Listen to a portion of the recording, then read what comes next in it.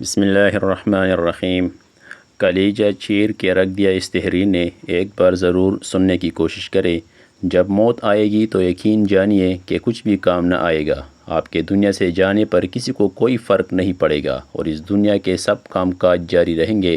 آپ کی ذمہ داریاں کوئی اور لے لے گا۔ آپ کا مال وارثوں کی طرف چلا جائے گا اور آپ کو اس مال کا حساب دینا ہوگا۔ موت کے وقت سب سے پہلی چیز جو آپ سے چلی جائے گی وہ نام ہوگا۔ لوگ کہیں گے کہ ڈیڈ باڈی، جب انہیں جنازہ پڑھنے چاہیں گے تو کہیں گے کہ جنازہ لائے، جب دفن کرنا شروع کریں گے تو کہیں گے کہ میت کو قریب کر دے۔ آپ کا نام ہرگز نہیں لیا جائے گا۔ مال، حسب و نسب، منصب اور اولاد کے دھوکے میں نہ آئے۔ یہ دنیا کس قدر زیادہ حقیر ہے اور جس کی طرف ہم جا رہے ہیں وہ کس قدر عظیم ہے۔ آپ ہر غم کرنے والوں کی 3 اقسام ہوں گی۔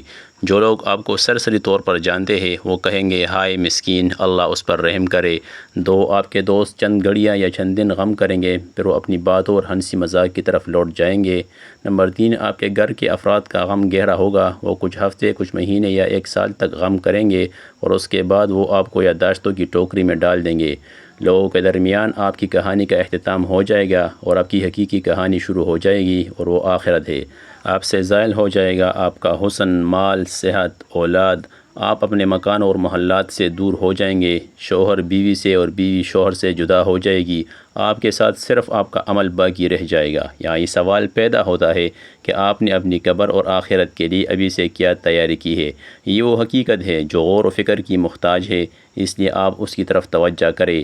فرائض، نوافل، پوشیدہ صدقہ، نیک اعمال، تہجد کی نماز اور اچھے اخلاق کی طرف شاید کہ نجات ہو جائے۔ آج جسم میں روح ہے، موقع ہے، اچائی والے کام کرو اور آگے بھیجو۔ کل جسم ہوگا لیکن روح پرواز کر چکی ہوگی، پھر افسوس اور پچھتاوے کے سوا کچھ باقی نہیں رہے گا۔ ابھی بھی وقت ہے، توبہ کر لو اور باقی زندگی رب کی رضا اور خوشنودی حاصل کرنے والے کام کرو۔ جزاک اللہ خیراً کثیراً۔ اللہ ہم سب کو نیک عمل کرنے کی توفیق عطا فرمائے۔